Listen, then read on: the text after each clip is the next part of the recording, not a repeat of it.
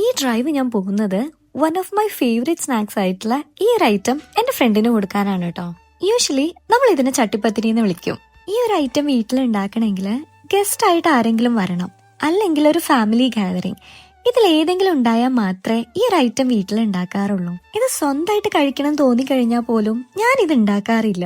ചിലപ്പോ ഇത് കുറച്ച് ടൈം ഇൻവെസ്റ്റ് ചെയ്ത് ചെയ്യേണ്ട കാര്യം ആയതുകൊണ്ടായിരിക്കാം ഇത്ര മടി തോന്നുന്നത്. സോ ഇത് ഉണ്ടാക്കിയെടുക്കുന്നതിനായിട്ട് നോർമൽ മസാല മിക്സ് ഉണ്ടാക്കി എടുത്തിട്ടുണ്ട്. ഇനി അതിലേക്ക് നമുക്ക് വേണ്ട ബാറ്റർ ഉണ്ടാക്കിയെടുക്കാം. എന്നിട്ട് ഓരോന്നായിട്ട് ഭയങ്കര തിൻ ലെയർ ആയിട്ട് നമുക്കിതൊന്ന് ചുട്ടെടുക്കാം.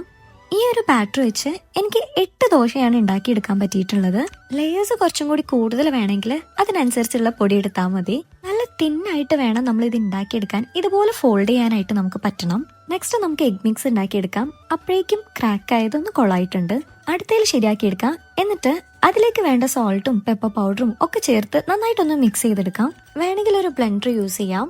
എന്നിട്ട് ചിക്കൻ ഫില്ലിങ്സിലേക്ക് കുറച്ച് കൊറിയാണ്ടർ ലീവ്സും കൂടി ചേർത്ത് കൊടുക്കാം. കൗണ്ടർ ടോപ്പിൽ ഇതുപോലെ സെറ്റ് ചെയ്ത് കഴിഞ്ഞ് കഴിഞ്ഞാൽ നിങ്ങൾക്ക് ഇതുപോലെ ചെയ്തെടുക്കാനായിട്ട് ഭയങ്കര ഈസി ആയിരിക്കും കേട്ടോ. ഞാനിവിടെ കുട്ടി ദോശം കൂടി പ്ലേസ് ചെയ്യുന്നുണ്ട്. വേറെ ഒന്നിനുമല്ല, എങ്ങാനും ഫ്ലെയിം ഒന്ന് കൂടി പോയി കഴിഞ്ഞ് കഴിഞ്ഞാൽ ബേണിംഗ് ഒന്ന് പ്രിവെന്റ് ചെയ്യാൻ വേണ്ടിയിട്ടാണ് കേട്ടോ. സോ ലെയറിംഗ് ഒക്കെ കംപ്ലീറ്റ് ആയി എഗ് മിക്സ്ചർ ഒഴിച്ചു കൊടുത്ത് നമുക്ക് ഇതൊന്ന് കുക്ക് ചെയ്യാനായിട്ട് വെക്കാം. എന്നിട്ട് ഫ്ലിപ്പ് ചെയ്തതിന് ശേഷം വീണ്ടും കുക്ക് ചെയ്തെടുക്കാം.